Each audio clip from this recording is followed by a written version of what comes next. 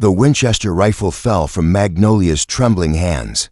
As the towering figure stepped from behind the stagecoach, his shadow swallowing her whole. 7 feet of raw Apache warrior, muscles rippling beneath bronzed skin marked with sacred tattoos, stood between her and the smoking ruins of Millbrook Station. Bodies of passengers and station hands lay scattered like broken dolls, but his obsidian eyes fixed only on her.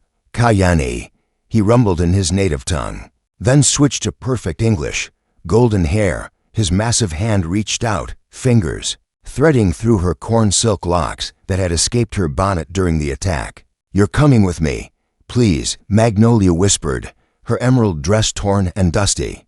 "I have money jewelry. I have no need for white man's trinkets." The warrior called Nightwind lifted her onto his paint horse as easily as lifting a child. "My name is Kese. You'll learn it well." Behind them, the other Apache warriors finished collecting weapons and supplies.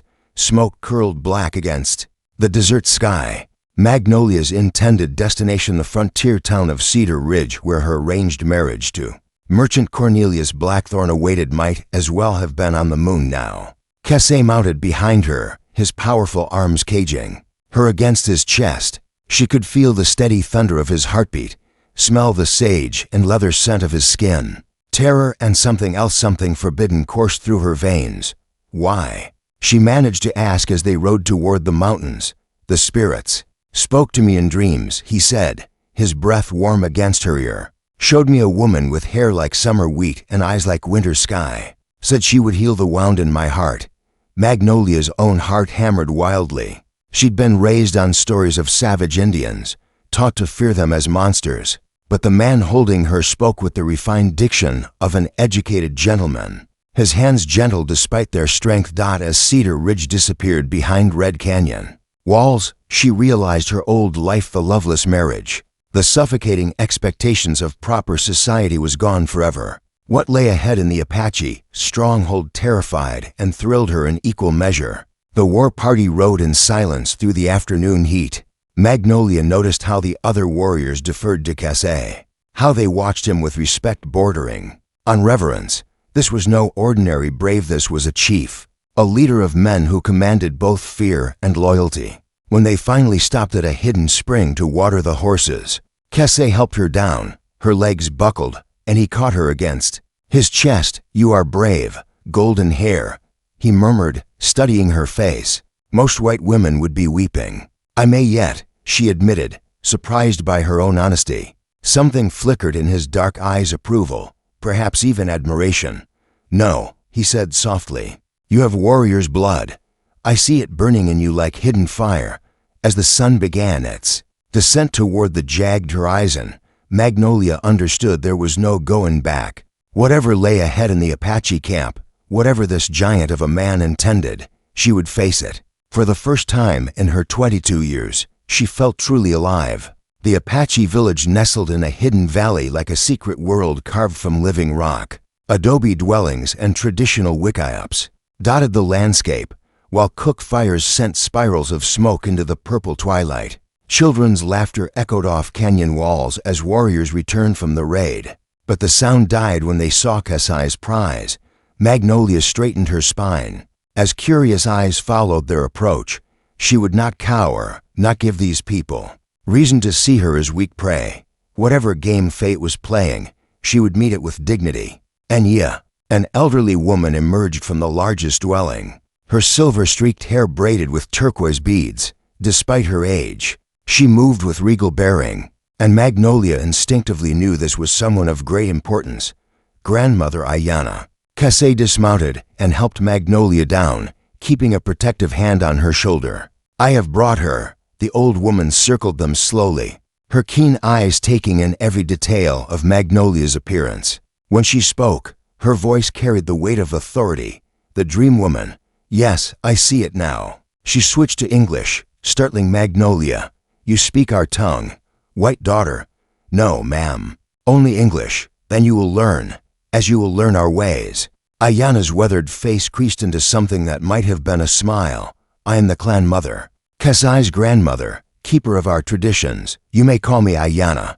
A group of young Apache women had gathered, whispering among themselves. One in particular, beautiful with proud bearing and elaborately beaded dress, stepped forward with open hostility blazing in her dark eyes. "This is Paloma." Kasai's voice carried a warning. She was fond of me. Paloma spat words in Apache, her tone leaving no doubt about their meaning. Ayana's sharp reply silenced her, but the younger woman's hatred remained fixed on Magnolia. Like a physical blow. "Come." Ayana took Magnolia's arm with surprising gentleness. "You will stay in my lodge until arrangements are made." As they walked through the village, Magnolia marveled at the orderly life around her. This wasn't the savage wilderness she'd been taught to expect.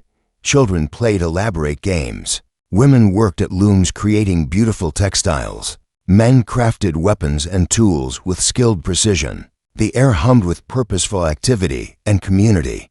"Your people," she said to Ayana. "They're not what I expected." The old woman chuckled. "And what did you expect, child? Savages?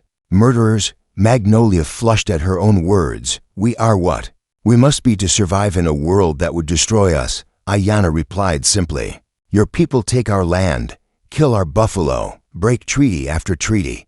We adapt or we die." That night, sitting by the fire in Ayana's lodge, Magnolia learned more about Apache life than years of frontier gossip had taught her.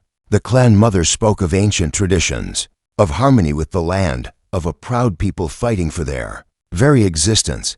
"Kasai is special among us," Ayana said, stirring the coals with a carved stick. "Son of a great chief, educated at your white schools before he returned to his people.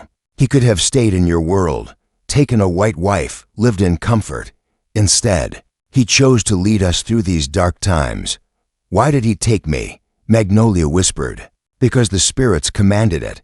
Because his heart has been winter since his first wife died in a cavalry raid 3 years ago.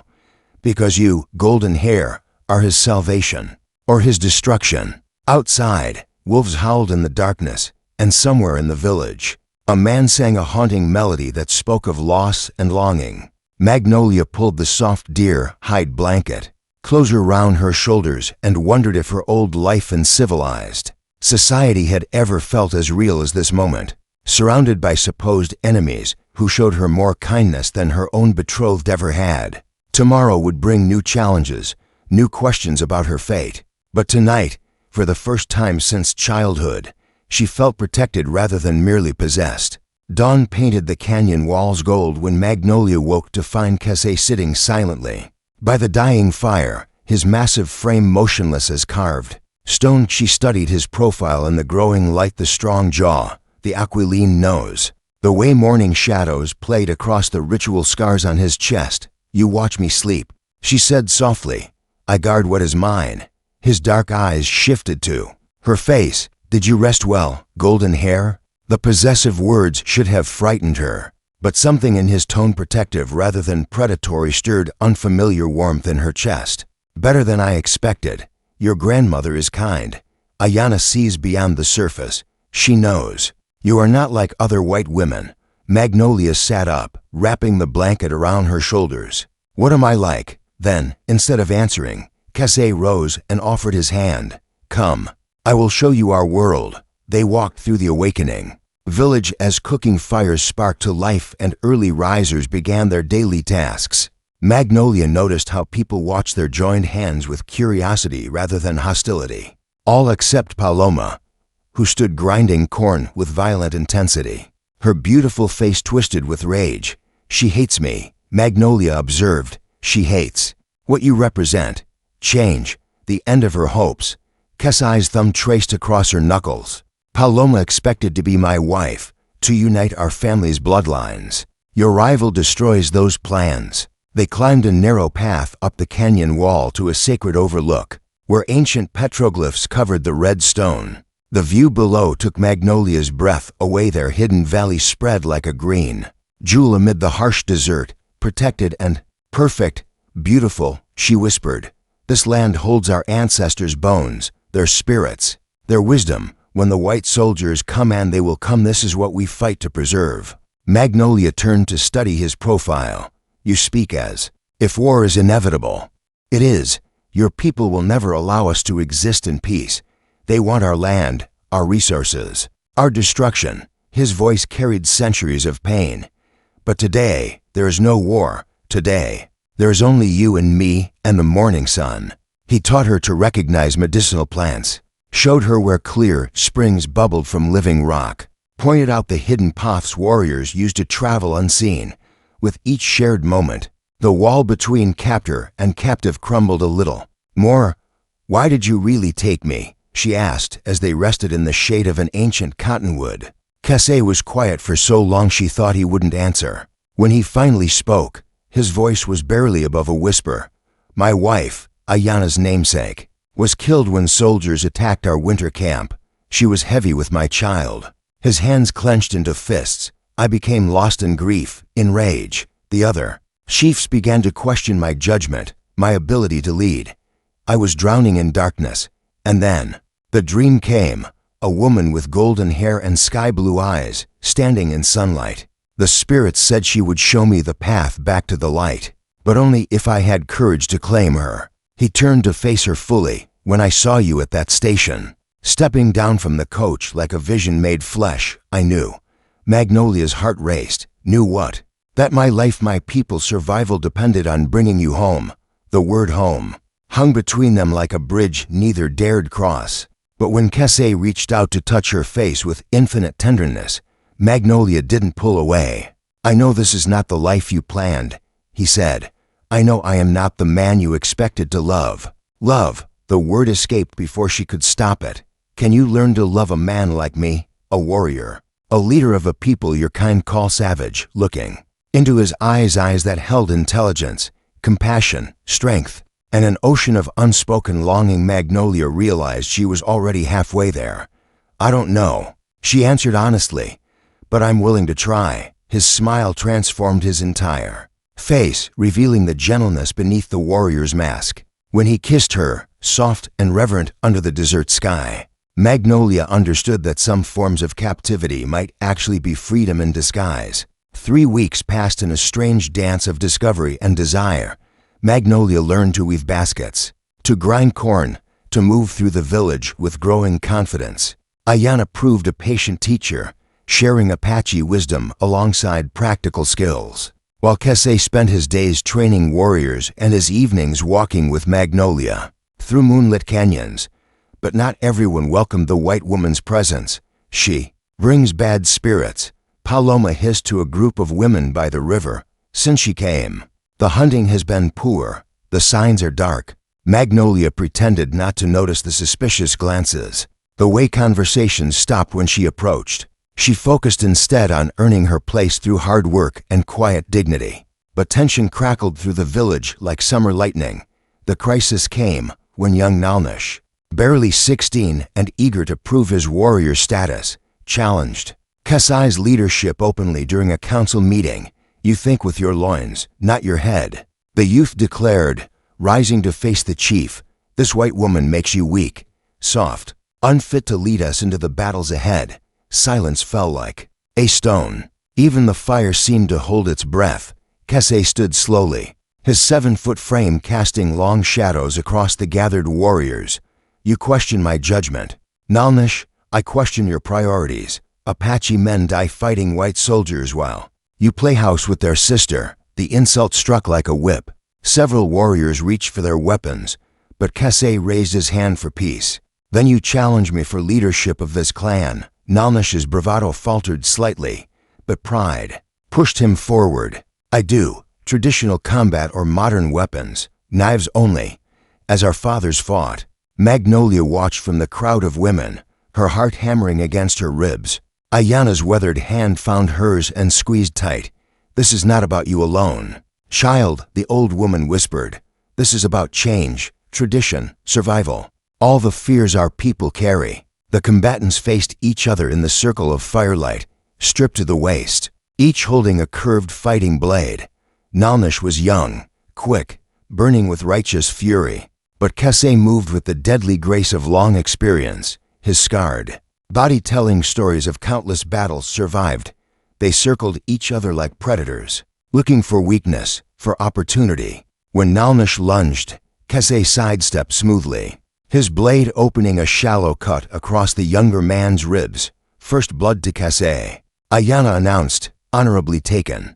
But Nalnish fought with desperate courage, pressing his attack even as crimson streaked his torso. His blade found its mark twice, slicing across Kase's shoulder and thigh. The chief's blood gleamed black in the firelight.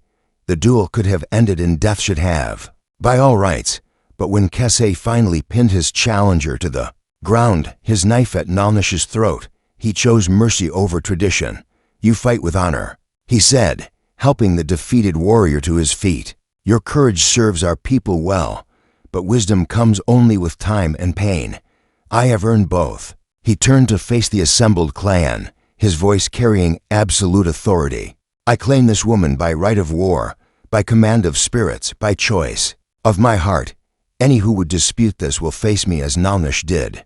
But know this, she is under my protection, and through me, under the protection of our ancestors' blessing. The crowd dispersed slowly, some nodding approval, others muttering dark words, but the challenge was answered, the precedent set.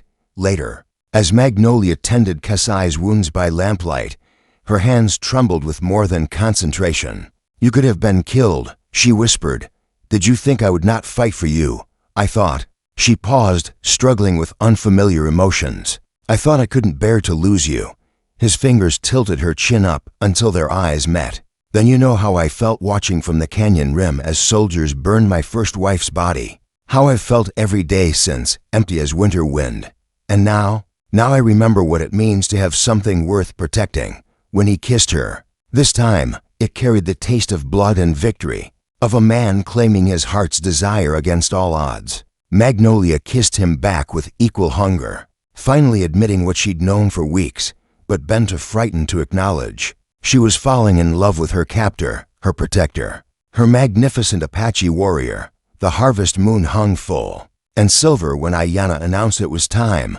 The spirits have spoken in my dreams. She told Magnolia, you have proven yourself worthy. Tonight, you choose your path.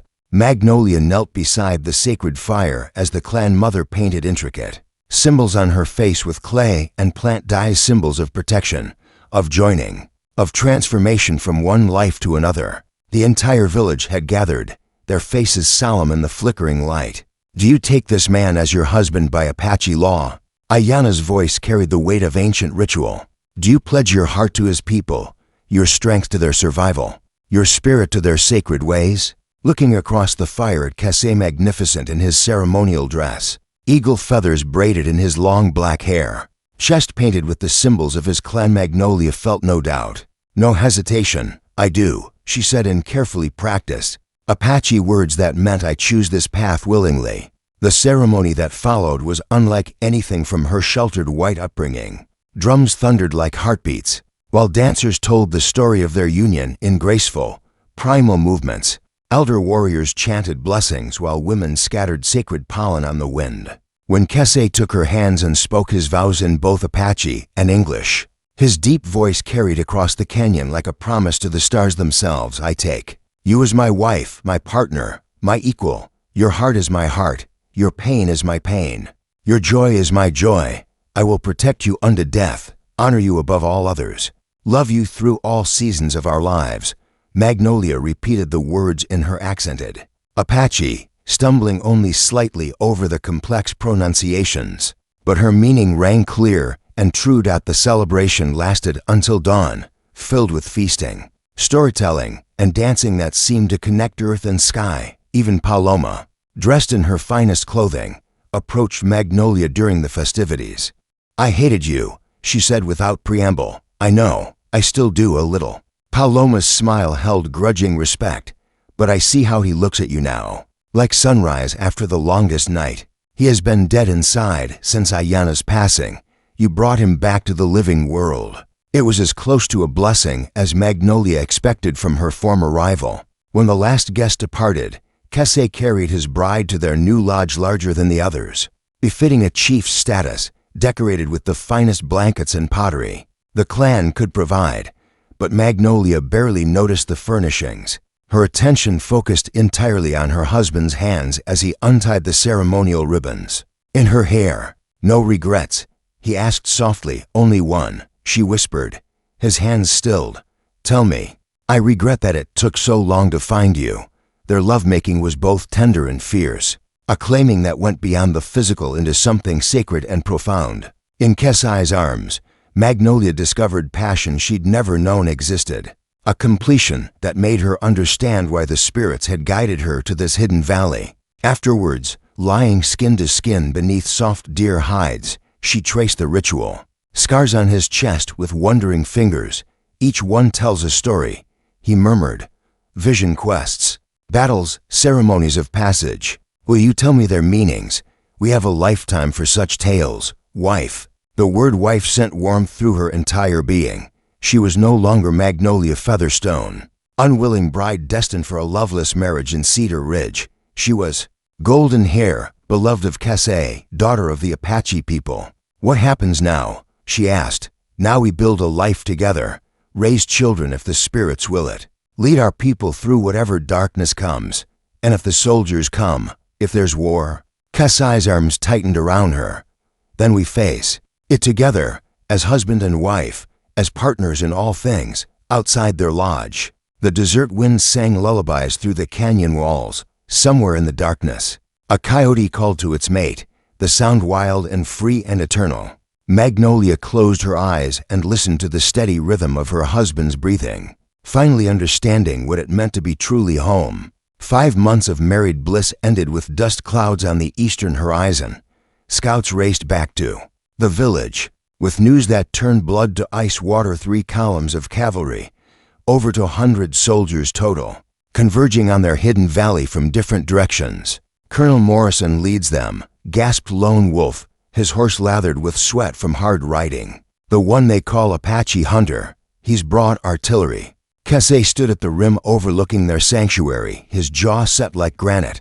Magnolia joined him, her hand finding his as they watched their peaceful world prepare for war. How did they find us? She asked. Someone talked. Someone always talks when enough gold changes hands. His voice carried no surprise, only grim acceptance. We knew this day would come. Below them, the village transformed with practiced efficiency. Women bundled possessions while men checked weapons and prepared defensive positions. Children as young as 8 understood their roles, helping pack essential supplies with quiet determination. The Western Canyon, Ayana said, approaching with her traveling bundle already strapped to her back. It's our only escape route now, no. Kesai's voice cut through the morning air like a blade. I won't run anymore, won't let our people live like hunted animals, always looking over their shoulders. This is not the time for pride. Grandson, this is exactly the time for pride. He turned to face the assembled warriors who had gathered at his call. Brothers, we stand at the crossroads of our destiny. We can flee like rabbits and live as exiles, or we can fight like warriors and die as free men. Murmurs rippled through the crowd, fear, excitement, resignation, determination all mixing together like storm winds. But our women, our children, someone called out, will escape through the western pass while we hold the soldiers here. Every hour we delay them is another hour for our families to reach safety. In the deep mountains, Magnolia felt her heart crack like breaking stone. You're planning to die. Kesai pulled her aside, away from listening ears. I'm planning to buy our people time. If we can hold the valley mouth, break their first charge, maybe nothing. Tears she'd held back for months finally spilled free.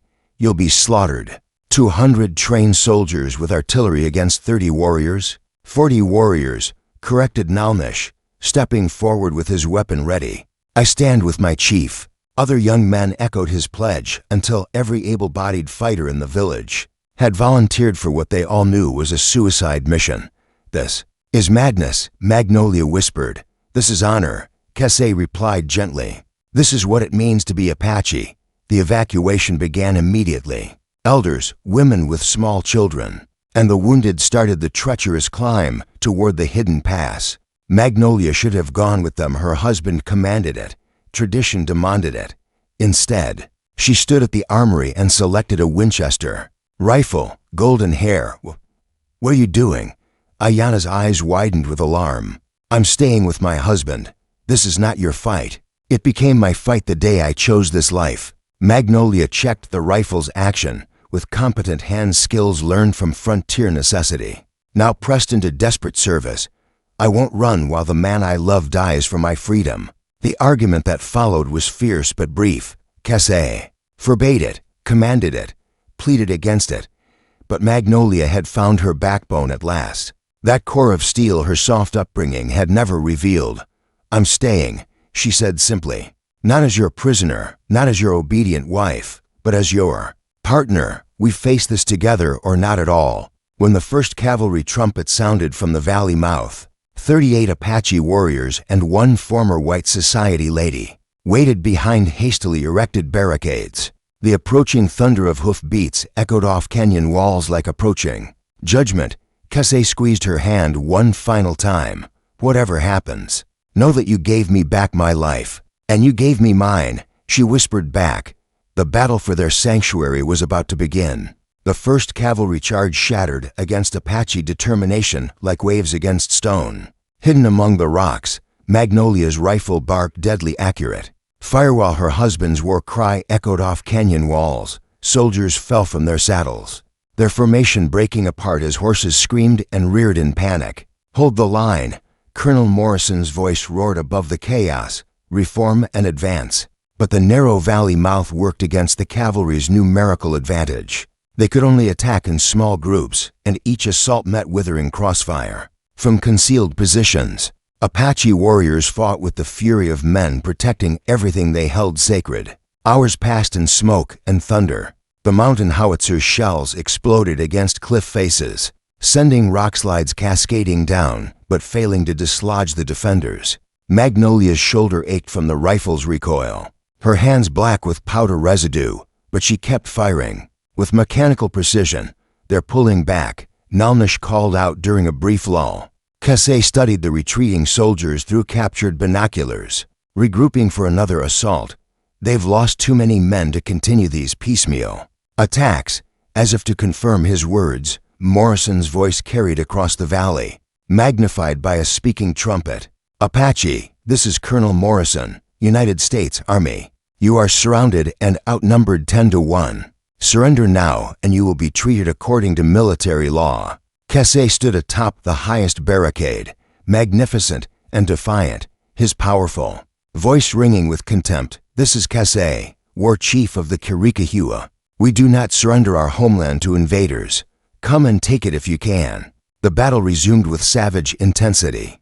But something had changed in the soldiers' tactics. They fought with less enthusiasm, more caution. Too many empty saddles, too many friends lost to Apache bullets. Then, as the sun reached its zenith, salvation arrived from an unexpected quarter.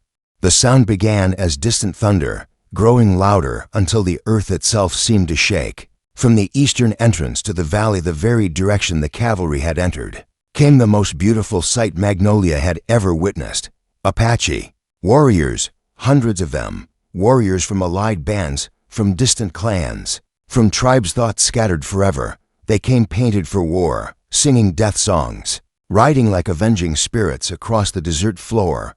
"Geronimo," Cassie breathed, lowering his binoculars. He brought them all. The legendary war leader himself rode at the head of the massive war party, his weathered face split by a fierce grin as he surveyed the trapped cavalry. Behind him came Cochai's nephew, war chiefs from the Mescalero and Lipan bands, even some Comanche warriors who had traveled hundreds of miles to join this fight. Colonel Morrison's trapped command found themselves caught between hammer and anvil. The narrow valley that had protected them from Apache crossfire now became a killing ground with enemies on both sides. "Surrender." Morrison's voice cracked as he raised a white flag. "We surrender." The battle ended not in glorious death but in complete victory. The surviving cavalry, less than half their original number, were disarmed and held under guard, while Apache leaders convened a hasty war council.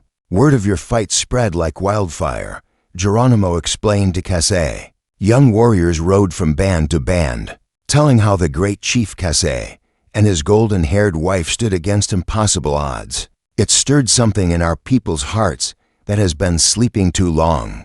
Magnolia found herself the center of attention from dozens of Apache women, all eager to hear the story of the white woman who had chosen to fight beside her husband. "Rather than flee to safety, you have started something that cannot be stopped," said an elderly war chief. "Our scattered people are remembering what it means to be Apache, what it means to stand together." The negotiation that followed was unlike any in the territory's history. Instead of defeated Indians begging for mercy, a united Apache nation dictated terms to the United States Army: safe passage for the cavalry survivors, in exchange for formal recognition of Apache territorial rights. Treaties signed not from weakness, but from strength. Colonel Morrison, his career in ruins, but his life intact, signed the documents with shaking hands. "This isn't over," he warned.